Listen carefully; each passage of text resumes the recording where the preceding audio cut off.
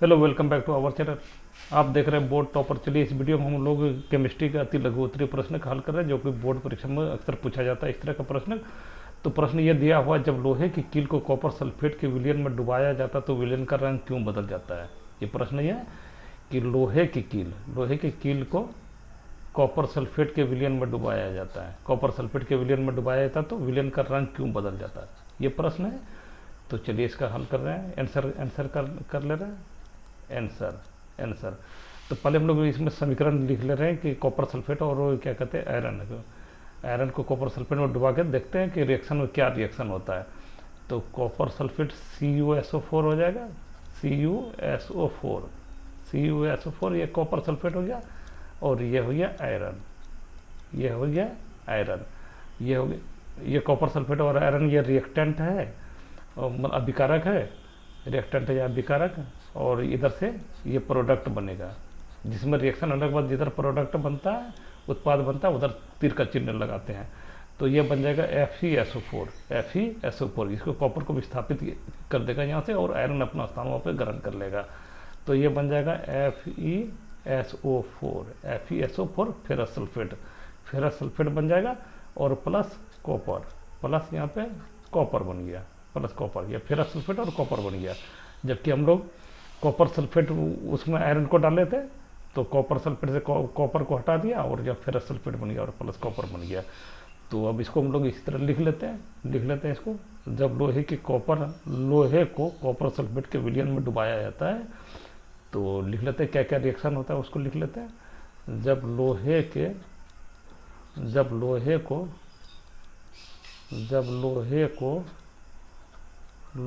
को copper sulphate के विलयन में डुबाया जाता है, जब लोहे को कॉपर सल्फेट के विलयन में डुबाया जाता है, जब लोहे को कॉपर सल्फेट के विलयन में डुबाया जाता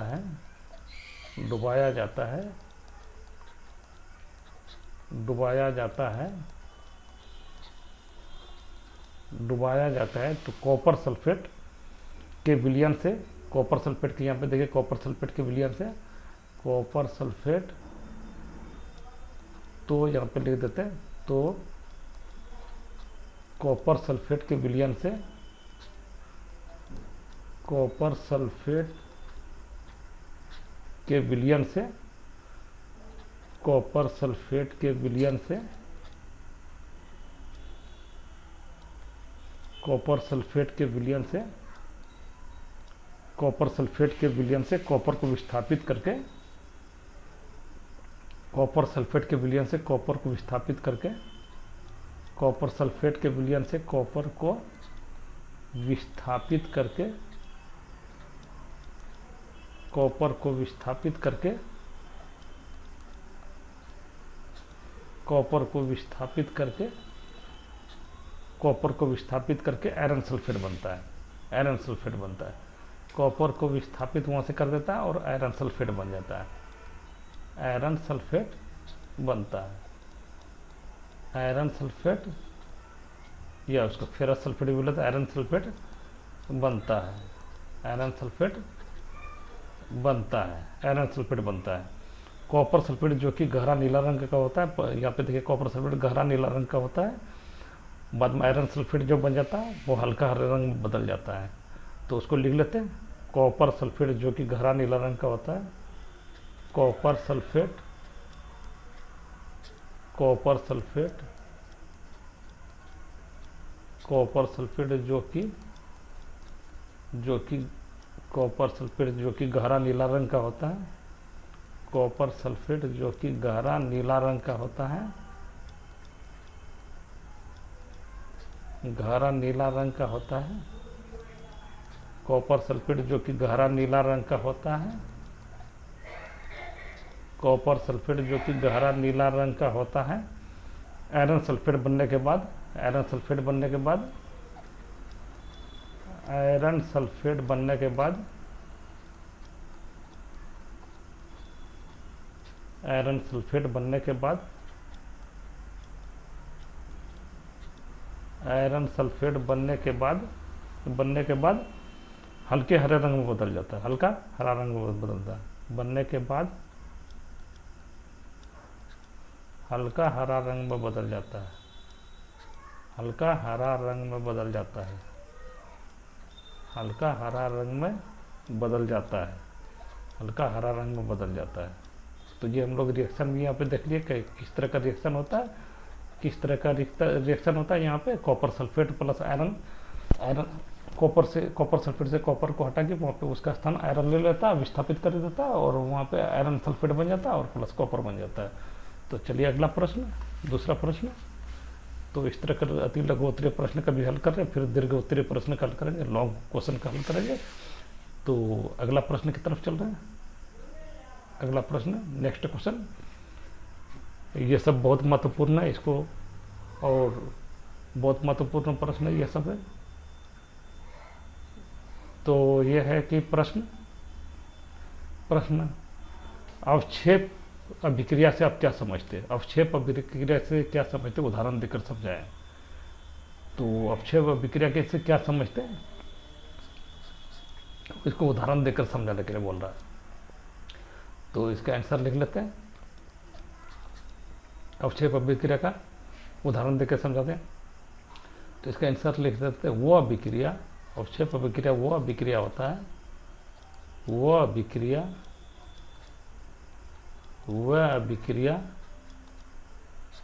अभिक्रिया जिसमें कोई अवक्षेप बनता है, जिसमें, अभी हम लोग उदाहरण से भी देखेंगे, जिसमें कोई अवक्षेप बनता है, कोई अवक्षेप बनता है, वो अभिक्रिया जिसमें कोई अवक्षेप बनता है उसे अवक्षेप अभिक्रिया कहा जाता है। अवक्षेप बनता है उसे अवक्षेप अभिक्रिया कहते हैं, अवक्षेप बनता है उसे अवक्षेप अभिक्रिया कहते हैं, अवक्षेप अभिक्रिया कहते हैं, अभिक्रिया अवक्षेप अभिक्रिया कहते हैं, अवक्षेप अभिक्रिया कहते हैं, अवक्षेप अभिक्रिया कहते हैं। जैसे मैं उदाहरण हम लोग देख लेते हैं यहाँ पे,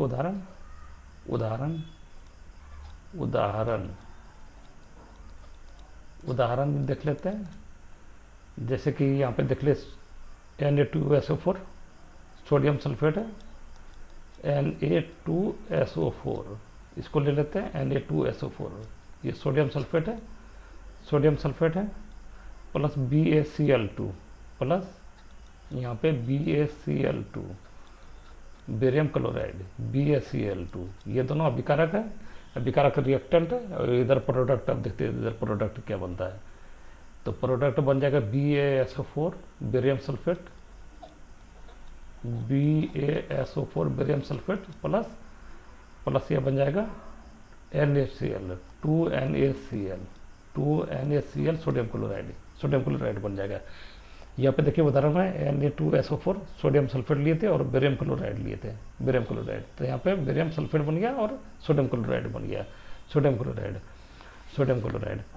तो यहाँ पे देखते हैं अवक्षेप क्या है, अवक्षेप का काम कौन कर रहा है, अवक्षेप का काम बेरियम सल्फेट कर रहा है, बेरियम सल्फेट। इस अभिक्रिया में सोडियम सल्फेट और बेरियम क्लोराइड के बीच, तो लिख देते हैं इस अभिक्रिया में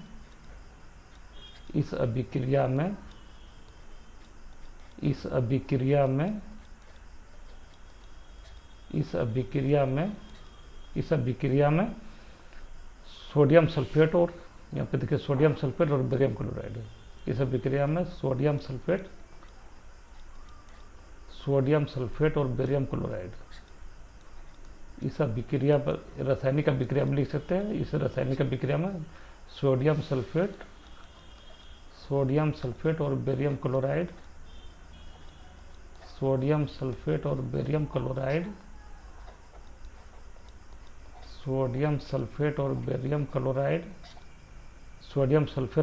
क्लोराइड के बीच अभिक्रिया के बाद, इसके बीच अभिक्रिया के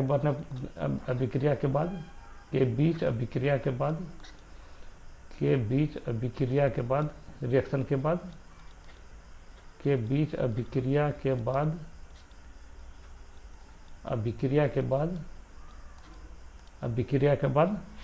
बेरियम सल्फेट का अवक्षेप बनता है, बेरियम सल्फेट BaSO4, BaSO4 का अवक्षेप बनता है, बेरियम सल्फेट का अवक्षेप बनता है, बेरियम सल्फेट का अवक्षेप बनता है, बेरियम सल्फेट का अवक्षेप बनता है। तो यहाँ पे हम लोग देखे तो सोडियम सल्फेट और बेरियम क्लोराइड दोनों में रिएक्शन हुआ, दोनों रिएक्टेंट था, ये दोनों सोडियम सल्फेट और बेरियम क्लोराइड अभिकारक या रिएक्टेंट। ये तो यहाँ पे रिएक्शन जो हुआ तो रिएक्शन के बाद ये प्रोडक्ट बना बेरियम सल्फेट और सोडियम क्लोराइड। यहाँ पे बेरियम सल्फेट अवक्षेप का रूप में कार्य कर रहा है। तो चलिए अगला प्रश्न देख लेते हैं क्या है। प्रश्न, ऑक्सीजन की कमी या वृद्धि के आधार पर उपचयन और अपचयन की व्याख्या करें। ऑक्सीजन की कमी और वृद्धि के आधार पर उपचयन और अपचयन, ऑक्सीडेशन और रिडक्शन कब मतलब, तो इसका आंसर कर लेते हैं। तो आंसर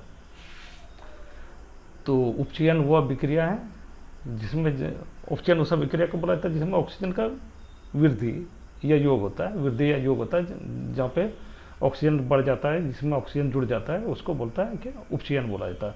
और जहाँ पे ऑक्सीजन का ह्रास हो जाता है या कमी हो जाता है या उससे हट जाता है उसको अपचयन बोलते हैं, रिडक्शन बोलते हैं। तो हम लोग पहले उपचयन को लिख लेते हैं। उपचयन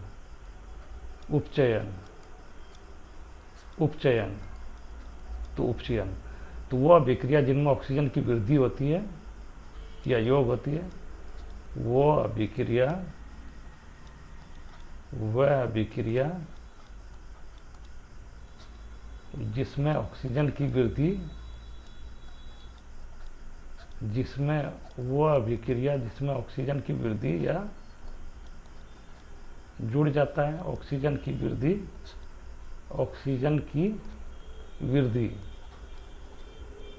ऑक्सीजन के आधार पे बोल रहा है कि उपचयन और अपचयन लिखना। ऑक्सीजन की वृद्धि या योग होता है या जुड़ जाता है, कुछ भी लिख सकते हैं, योग होता है उस अभिक्रिया को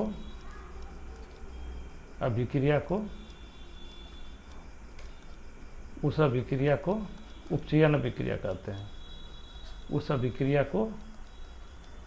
अभिक्रिया कहते हैं। उदाहरण भी देख लेंगे, उपचयन और अपचयन दोनों अभिक्रिया का उपचयन अभिक्रिया कहते हैं।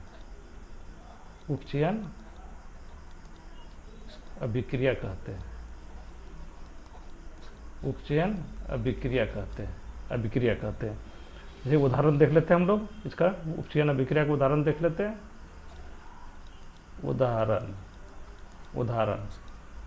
उदाहरण तो यहाँ पे देखिए कॉपर है, कॉपर और ऑक्सीजन जुड़ जाएगा, कॉपर और ऑक्सीजन, ये रिएक्टेंट है, दोनों हो जाएगा कॉपर और ऑक्सीजन। तो कॉपर और ऑक्सीजन ये रिएक्टेंट हो गया, अभिकारक हो गया, इसका प्रोडक्ट बनेगा copper oxide, CuO, copper oxide. लेकिन ये देखिए ये समीकरण तो संतुलित नहीं है, रिएक्शन तो बैलेंस नहीं है। जैसे यहाँ पे ऑक्सीजन 2 है लेकिन यहाँ पे ऑक्सीजन 1 है, तो अगर इसको कभी भी जोड़ेंगे तो ये बीच में नहीं जोड़ सकते, यहाँ पे O2 लिख दें या ये कर दें या इधर कहीं पे कॉपर के जगह ये जोड़ दें, या नहीं, जब भी जोड़ना पड़ेगा तो यहाँ पे बाहर में इसको ये जोड़ना पड़ेगा। तो यहाँ पे ऑक्सीजन 2 है, ऑक्सीजन को 2 करने के लिए यहाँ पे जोड़ना पड़ेगा, तो 2 जोड़ देंगे, 2 से ये कर देंगे, पूरा मल्टीपल कर देंगे, तो अब इससे देखिए कोई कि यहाँ पे कॉपर अनबैलेंस हो गया, यहाँ पे कॉपर 1 है, यहाँ पे कॉपर 2 है। तो यह कॉपर को इस रिएक्टेंट पे बैलेंस करने के लिए इधर 2 कॉपर कर देंगे, तो ये हो गया। यहाँ पे देखिए कॉपर से ऑक्सीजन का संयोग हो गया, वृद्धि हो गया कॉपर में, इसलिए ये उपचयन अभिक्रिया हो गया। और उसी तरह H2 + O2, hydrogen plus oxygen, hydrogen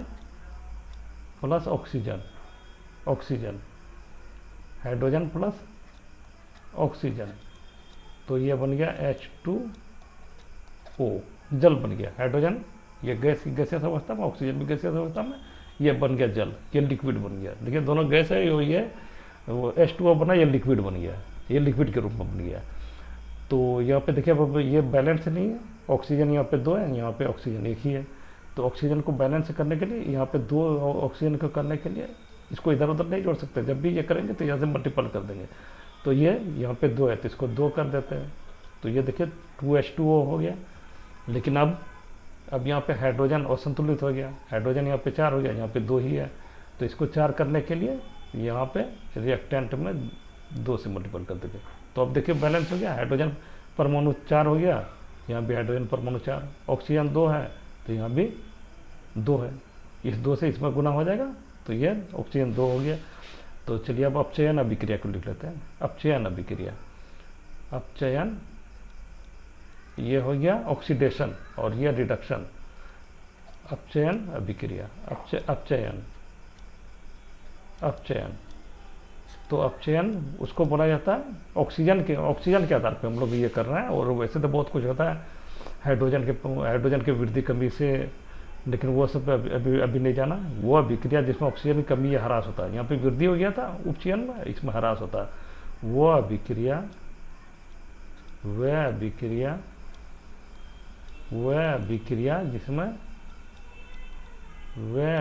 जिसमें ऑक्सीजन की कमी या ह्रास होता है, वह अभिक्रिया जिसमें ऑक्सीजन की कमी या ह्रास होता है, ऑक्सीजन की कमी या ह्रास होता है। कमी या ह्रास एक ही बात है, यह घट जाता है, ह्रास होता है, कमी या ह्रास होता है, ह्रास होता है, उसे अपचयन अभिक्रिया कहते हैं, उसे अपचयन अभिक्रिया कहते हैं। इसका भी एग्जांपल देख लेंगे, उसे अपचयन अभिक्रिया कहते हैं, अपचयन अभिक्रिया कहते हैं, अपचयन अभिक्रिया कहते हैं, उसे अपचयन अभिक्रिया कहते हैं, अपचयन अभिक्रिया कहते हैं। अब यहाँ पे हम लोग उदाहरण देख लेते हैं, उदाहरण एग्जाम्पल देख लेते हैं हम लोग, उदाहरण देख लेते हैं। तो copper oxide plus hydrogen, copper oxide plus hydrogen. तो यहाँ पे ये दोनों रिएक्टेंट कॉपर ऑक्साइड और हाइड्रोजन रिएक्टेंट है। अब देखते हैं रिएक्शन करने के बाद उधर प्रोडक्ट क्या बनता है। इधर प्रोडक्ट बन जाएगा कॉपर और H2O, कॉपर H2O। तो यहाँ पे देखिए ऑक्सीजन का ह्रास हुआ, कॉपर में ऑक्साइड से कॉपर बन गया, सिर्फ कॉपर में बना कॉपर ऑक्साइड। यहाँ पे देखिए कॉपर ऑक्साइड था, यहाँ पे कॉपर सिर्फ कॉपर बना प्रोडक्ट में। ओ तो इसका ये क्या हुआ, कॉपर ऑक्साइड का अपचयन हुआ। इसी तरह और दूसरा एग्जांपल देते थे, जिंक ऑक्साइड, जिंक को ZN से लिखते हैं, ऑक्साइड NO। जब भी जैसे कि कोई भी अगर ये लिखते हैं, कोई भी एलिमेंट को लिखते हैं तो 2 लेटर से बनाता है। पहला लेटर को हम लोग इससे लिखते हैं कैपिटल से, दूसरा लेटर को स्मॉल से। जैसे कि लेड है, लेड को PB से लिखते हैं, तो पहला कैपिटल से, दूसरा क्या कहते हैं स्मॉल लेटर से। जैसे कि अगर एक है पोटेशियम है तो इसको कैपिटल से लिखेंगे। जैसे कैल्शियम है तो इसमें देखिए पहला कैपिटल से लिखे, बाद वाला स्मॉल लेटर से लिखे। इसी तरह मैग्नीशियम को Mg से करते हैं, तो M को कैपिटल लिखे और G को स्मॉल लेटर से लिखे। और इसी तरह मान लीजिए टीन का संकेत SN से लिखते हैं, SN। तो S को कैपिटल लिखते हैं, N को स्मॉल लेटर में लिखते हैं। तो इस तरह का लिखना पड़ता है। जब भी 2 लेटर में रहेगा तो पहला वाला कैपिटल में, दूसरा वाला स्मॉल में। लेकिन अगर एक ही लेटर का रहेगा तो उसको कैपिटल में लिखते हैं। तो यहाँ पे देखिए ZN है तो Z को कैपिटल में, N को स्मॉल में। और ऑक्सीजन है तो इसको कैपिटल में लिख दिए, जिंक ऑक्साइड। तो चलिए वो अलग मुद्दा है, उस पर अभी नहीं जाना है, उसको एलिमेंट के बारे में पढ़ेंगे तब उसके बारे में पढ़ेंगे। जिंक ऑक्साइड प्लस कार्बन, ये दोनों अभिकारक है, जिंक ऑक्साइड प्लस कार्बन ये दोनों अभिकारक है। और यहाँ पे देखिए जब भी अगर ये रिएक्टेंट से ये प्रोडक्ट की तरफ जाते हैं तो उसको तीर का चिन्ह दे देते हैं कि इधर से ही रिएक्शन होकर इधर जा रहा है, इधर से ही रिएक्शन होता है। कभी कभी रिवर्स रिएक्शन भी होता है, तो वहाँ पे 2 चिन्ह, एक तीर इधर से भी दे देते हैं, इधर से भी देते हैं, इधर से इधर भी बन रहा है, इधर से इधर भी बन रहा है। तो चलिए वो अलग मुद्दा है। तो चलिए यहाँ पे तो देखते हैं प्रोडक्ट क्या क्या बनता है। जिंक बन जाएगा, एक प्रोडक्ट जिंक बन जाएगा और दूसरा बन जाएगा CO मतलब कार्बन मोनोऑक्साइड, CO मतलब कार्बन मोनोऑक्साइड। अगर एक रहेगा तो मोनो, जैसे देखिए कार्बन, एक ऑक्सीजन है तो एक कार्बन मोनोऑक्साइड। अगर यहाँ पे O2 रहता है तो कार्बन डाइऑक्साइड, 3 रहता है ट्राइऑक्साइड, 4 रहेगा तो टेट्रा, 5 रहेगा तो पेंटा। इस तरह का कुछ केमिकल ये है। तो चलिए यहाँ पे देखिए, जिंक ऑक्साइड से ऑक्सीजन का ह्रास हुआ, ऑक्सीजन का कमी हुआ तो जिंक बना। तो यहाँ पे क्या हुआ, अपचयन अभिक्रिया हुआ। तो अति लघु उत्तरीय प्रश्न का बहुत महत्वपूर्ण सा प्रश्न देखें। इस तरह का वीडियो और देखना चाहते हैं, वीडियो का प्ले लिस्ट बना हुआ, वहाँ पर जाकर देखते हैं, बहुत सारा वीडियो प्ले लिस्ट में है जिसमें SST साइंस मैथ वगैरह सभी विषय का तैयारी कराया गया है। Thank you, thanks for watching.